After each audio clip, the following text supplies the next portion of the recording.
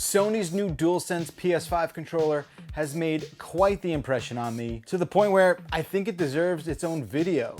So here's what's immediately awesome about the DualSense controller.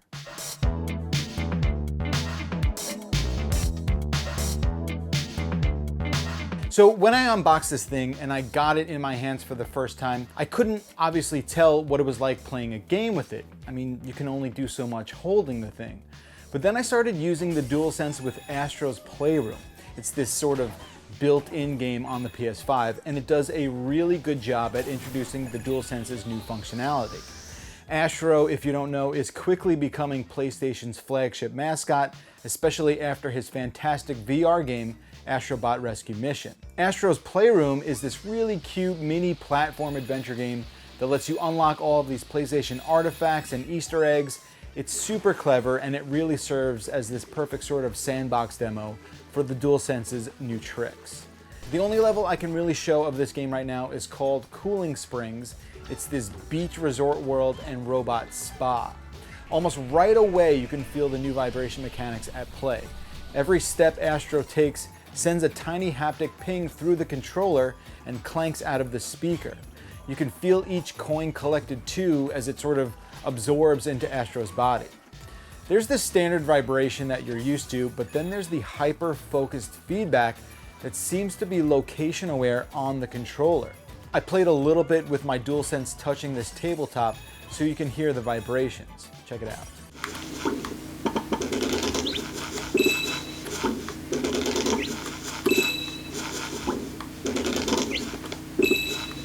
Then there's the resistance in the L2 and R2 buttons, something they're calling adaptive triggers, and that feels really good.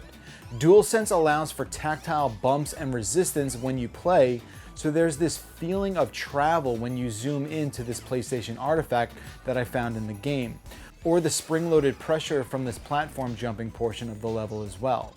Of course, you have to keep in mind that Astro's Playroom was developed in-house, and while the vibration performance here is impressive, it's probably not guaranteed to be included in every single game. It'll likely be up to developers to design that kind of interactivity, and we just don't know how that will play out just yet. That said, it's definitely a feature that makes this controller stand out by itself, so I'd be surprised if it doesn't catch on.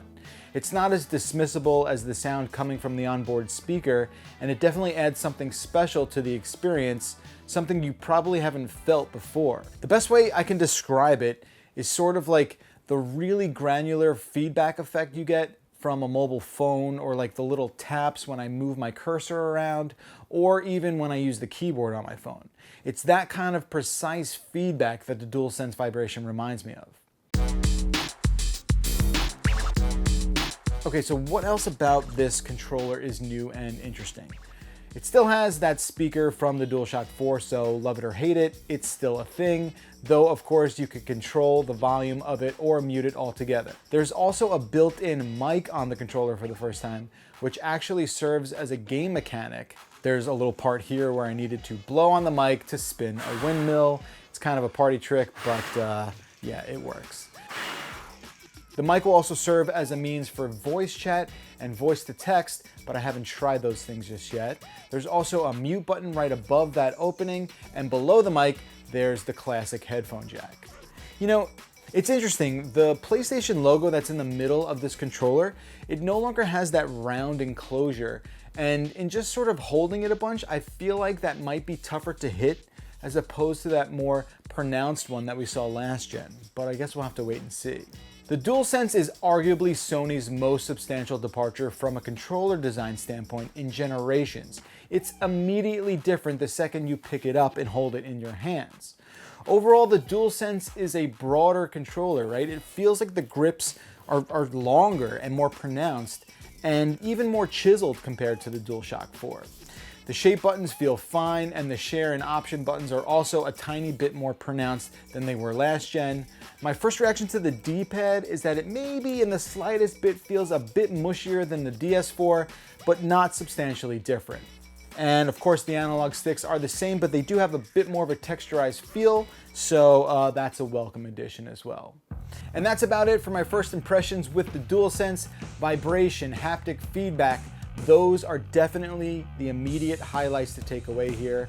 I will be sure to have much more on this thing and the PS5 in general in the coming days, but if you're dying to know something about the controller or the console itself, please leave me a message below or hit me up on Twitter, and hopefully I can answer you depending on what day it is. That's gonna do it for me right now. Stay safe, everyone, and as always, thanks for watching.